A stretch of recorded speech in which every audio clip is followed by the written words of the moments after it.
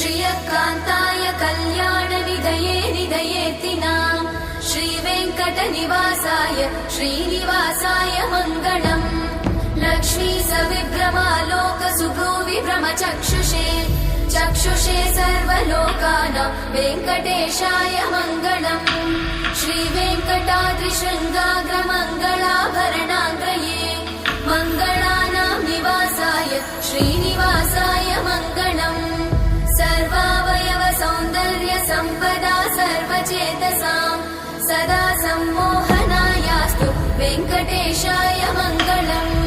नित्याय निरवध्याय सत्यानन्दचिदात्मने सर्वान्तरात्मने श्रीमद् वेङ्कटेशाय मङ्गलम्। स्वतः सर्वविदे सर्वशक्तये सर्वशेषिने सुलभाय सुशीलाय वेङ्कटेशाय मङ्गलम्।